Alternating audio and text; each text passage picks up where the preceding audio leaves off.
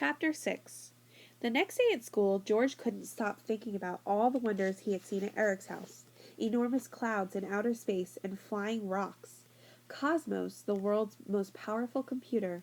And they all lived next door to him. George, the boy whose parents wouldn't even let him have an ordinary computer in the house. The excitement was almost too much to bear, especially now that George was sitting once more at his very boring desk in the classroom.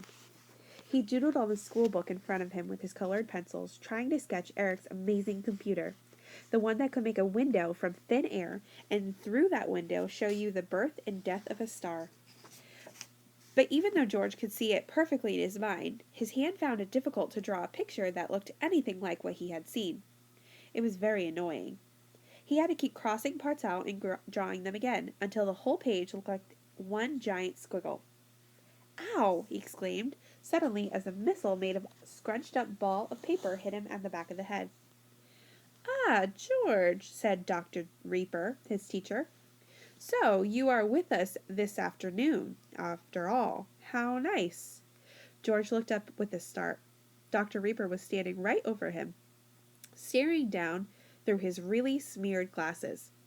There was a large blue ink stain on his jacket, which reminded George of the shape of an exploding star. "Do you have anything to say to the class?" said Dr. Reaper, peering down at George's notebook, which George hastily tried to cover. "Other than 'ow,' the only word I've heard you say today." "No, not really," said George in a strangled, high-pitched voice. "Wouldn't you like to say, 'Dear Dr. Reaper, here is the homework I spent all weekend slaving over'?" Well," said George, embarrassed.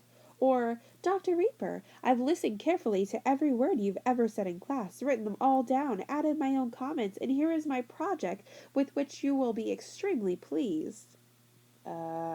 George muttered, wondering how to get out of this one. "Of course you wouldn't," said Dr. Reaper heavily. "After all, I'm just a teacher, and I stand here all day saying these things for my own amusement and fun, with no hope that anyone will ever gain anything of value from my attempts to educate them." "I do listen," protested George, who was now feeling guilty. "Don't try and flatter me," said Dr. Reaper, rather wildly. "It won't work." He whipped around sharply. "And give me that!" He shot across the classroom so fast he was almost a blur of speed, and snatched a cell phone from a boy sitting at the back. Dr. Reaper might wear tweed jackets and speak like a man from a century ago, but his pupils were so scared of him that they never tricked him the way they did teachers who were foolish enough to try to befriend them. He was a new teacher, and he hadn't been at the school long, but even on his first day he had quelled a whole room full of students into silence just by staring at them. There was nothing modern or touchy-feely or cozy about Dr. Reaper, with the result that his classrooms were always orderly, his homework came in on time, and even the slouchy rebel boy sat up straight and fell quiet when he walked into the room. The kids called him Greeper, a nickname that came from the sign on his office door, which read Dr. G. Reaper, or Greeper the Creeper, because of his mysterious habit of appearing without warning in far-flung corners of the school.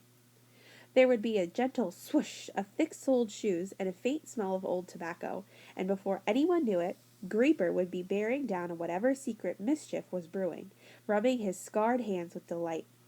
No one knew how he had managed to cover both hands in red, scaly, painful-looking burn marks, and no one would ever dare ask.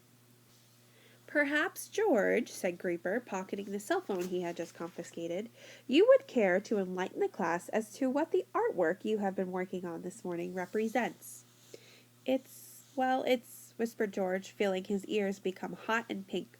"Speak up, boy, speak up," ordered Creeper. "We're all curious to know what this," he held up George's drawing of Cosmos so the whole class could see, "is meant to be. Aren't we, class?"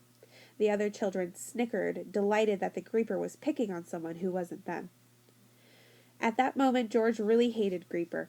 He hated him so much he completely forgot his fear or shame of humiliation in front of the other pupils. Unfortunately, he also forgot his promise to Eric. "It's a very special computer, actually," he said in a loud voice, "which can show you what's happening in the universe. It belongs to my friend Eric."